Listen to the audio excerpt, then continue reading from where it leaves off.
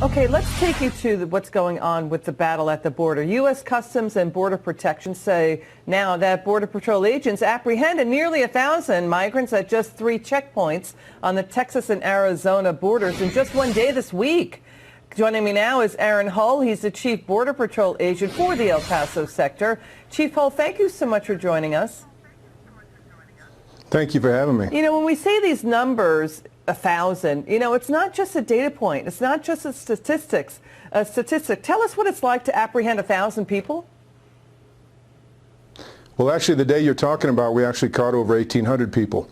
And it requires a lot of people and a lot of resources to get those people moved to where we can process them, move them through the immigration system, take care of their medical needs, their other needs, because each one of these 1,800 people is an individual. And we have to do that consistent with law and, of course, humanitarian requirements. You know, the thing is, there's a lot of criticism about what's going on with the border, but you are charged with carrying out the duties and that you've been told to do and the laws that Congress writes. We're seeing now Democrats are not going to do anything about the border right now. They don't see it as an issue or a problem. What's your take? Well, the U.S. Border Patrol is apolitical. We are here to enforce the law and protect the people of this country. Yes, as you said, we enforce the law that Congress writes. And until we address some of the laws that are helping to create this illegal immigration problem, you're going to see this flow increasing at an increasing rate. You know, we have Mexico pulling back on potentially on humanitarian visas. That could have opened the floodgates to more people coming. It is a dangerous trip. It risks the lives of children. There are human smugglers. We've got Jay Johnson, Obama's former Homeland Security Secretary, saying, yes, it is a national crisis. Just walk us through the process. You apprehend a migrant, and then what happens exactly? Well, the U.S. Border Patrol's role is to arrest, process, and turn over to other agencies. We're only the first link in the immigration process. Once we bring people in and determine we process their biometrics, we determine who they are, we determine if we're aware of any criminal record that they may have. We have to look at contagious health threats that they pose, as many illegal aliens do when we encounter them.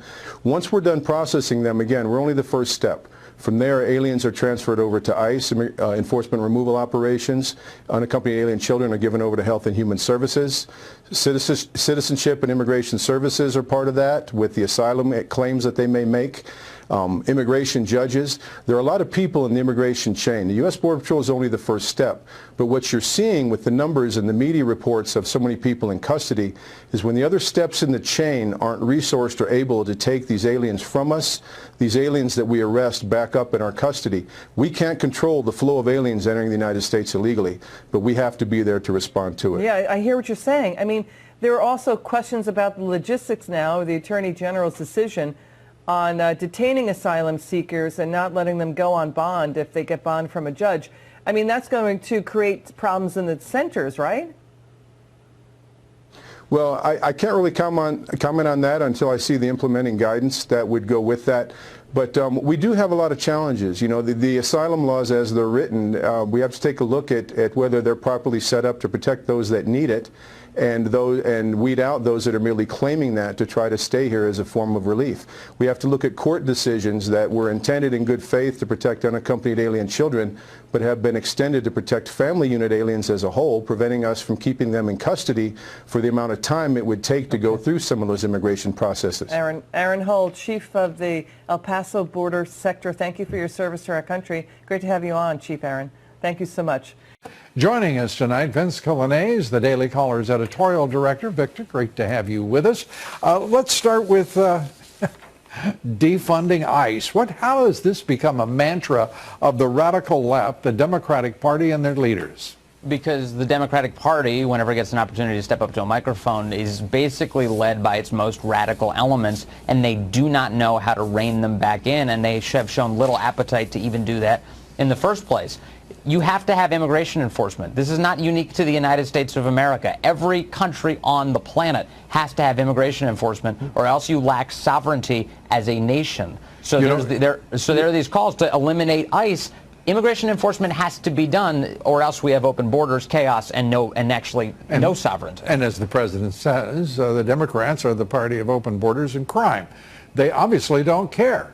And the Democratic Party will have to embrace this in the elections of 2020. It's hard to imagine that they're even conscious that there is an upcoming election, but of course almost 20 candidates suggest they are keenly aware that there is one. Yes, and this is how they lose elections. If you're actually going to take up this line, this is in the end kind of good for President Trump. If they want to lose it any way they want to, that's fine with me. What's not fine is not helping this president secure the border and to control, out of control, illegal that's immigration. Exactly right. You know, Democrats recently had a summit where they were discussing immigration behind closed doors. Last week, Thursday, actually. Right. And the reports on this suggested that the solutions they were coming up with for the immigration crisis involved figuring out ways to release more immigrants, to detain fewer immigrants, and to have less enforcement. Those aren't solutions. That's the way to create more chaos. Well, speaking of chaos, the Pew Research pointing out that Hispanics in this country will soon be, just in time for 2020, the largest minority group, overtaking black Americans for the first time. The implications of that for the Democrats principally, and then the Republicans.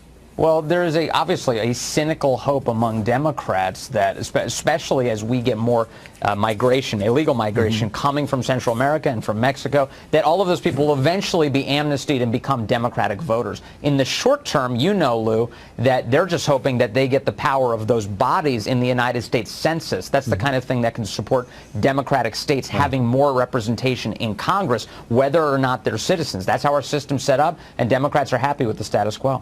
Did you love the report today that the Chamber of Commerce and the rest of the Koch brothers and Wall Street, everybody, all the business interests were just lined up with the left on the issue of not asking a citizenship question in the 2020 census? One of the reports suggesting it's the first time that the Koch brothers, the Business Roundtable, and the Chamber of Commerce had ever aligned themselves with the left-wing pro-amnesty crowd. Absolutely laughable. They are joined at the hip.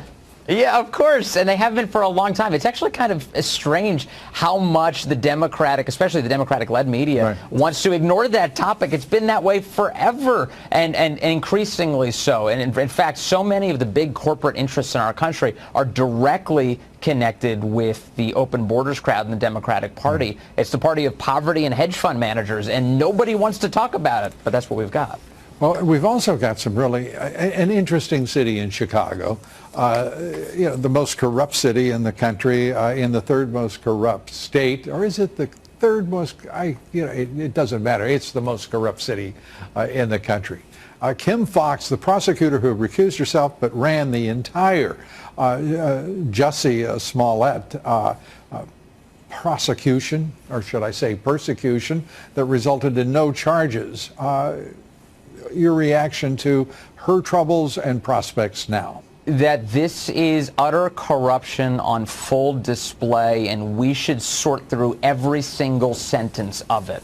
Because rarely do we get this much insight into corruption in the city of Chicago. And now we're looking at it, and the test before us is, where do we go from here, and where does the city of Chicago go from here? She claimed that she was recused, as you just noted, from the case. That was a lie. And now we see these text messages where she's working to help a celebrity who's got powerful friends, including the Obamas, including Kamala Harris, out of trouble when other people in his situation who aren't famous, who aren't rich, often actually have to face penalties. And I must say, good for guilt. the Chicago Police Department for insisting that there be standards and that there be justice for a hate crime hoax that costs an estimated $130,000. Amazing. They're furious. They don't have the support of their political leadership, and they wasted all those time and taxpayer resources on a case that deserves justice and didn't get it. Well, speaking of justice, tomorrow, William Barr releases the Mueller special counsel report. The impact of such, in your view? Well, we already know where this is going when it comes to the Democratic Party and the left-wing media. They don't care that the report already indicated it's going to exonerate the president on the question of collusion. They will over-interpret every possible sentence they can in order to insist that this is damaging to the president of the United States. Additionally, thanks to Bill Barr and Rod Rosenstein, who released that letter initially, we know there is no criminal culpability for the president. There's no chance that he has any problems criminally. There's no charge. Yeah, the interesting thing here, Vince, is, too, there's no charge. Therefore, why should we be expecting, as some insist they are, salacious and defamatory information about the president of any kind? There's no charge. Why would there be any narrative associated with that? Well, there shouldn't be if Rod Rosenstein's rationale for why James Comey needed to be fired continues. Remember, Rod Rosenstein, Deputy Attorney General, sends a letter to the president saying, fire James Comey because he revealed too much defamatory information about Hillary Clinton during the 2016 election without charging her. So Rod Rosenstein, in charge of the special counsel, Bob Mueller, he's overseeing this report. There shouldn't be any defamatory information about the president if Rod Rosenstein has any degree of consistency here. And I have not a single degree of confidence that that will be the case. Vince, thanks so much. Always great to see you. Sure, Lou. And we find out much beginning at 9:30 Eastern tomorrow morning. Thanks so much. Vince Coglianese, The Daily Caller.